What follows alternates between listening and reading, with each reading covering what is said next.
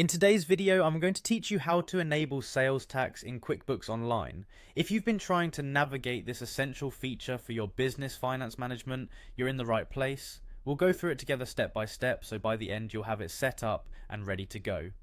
First things first, you want to start by accessing your QuickBooks account. Head over to the QuickBooks Online portal and locate the Sign In button. Clicking on this will prompt you to enter your credentials. If you're new to QuickBooks, just sign up, but if you've got an account already, go ahead and log in with your email and password. Remember, your credentials are the keys to all your financial data, so keep them safe and secure. Once you're logged in, direct your attention to the menu on the left-hand side of the screen. You're specifically looking for the Taxes tab. This tab is going to be your control center for managing all things tax-related in QuickBooks. Click on it and this will lead you to the page dedicated entirely to tax management.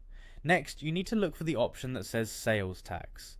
Clicking on this is crucial because it opens up the specific settings you need to adjust. This is where you'll find all the configurations related to sales tax that apply to your transactions. This section helps ensure that your sales include the correct tax calculations, which can prevent potential errors in your financial reports. Now, in the top right corner, you'll notice a button for Sales Tax Settings. Selecting this option allows you to dive deeper into the customization of your sales tax preferences. It's here that you can tailor the system to match the specific tax regulations and requirements pertinent to your particular business needs.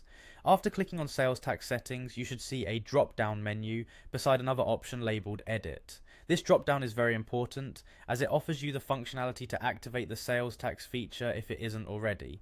Make sure to select Make Active from this list. Activating sales tax ensures that your invoices, sales receipts, and other financial documents automatically apply and reflect accurate tax charges. And there you have it. By following these steps, you've successfully enabled sales tax in QuickBooks Online. This setting will help keep your financial transactions compliant and make tax time a whole lot easier. It can save you from having to manually adjust for sales tax every time, promoting a streamlined and efficient accounting process. Thank you for watching, and I hope this tutorial clarifies the process of enabling sales tax for your QuickBooks Online account. If you found this guide helpful, feel free to give us a thumbs up or subscribe for more handy QuickBooks tutorials.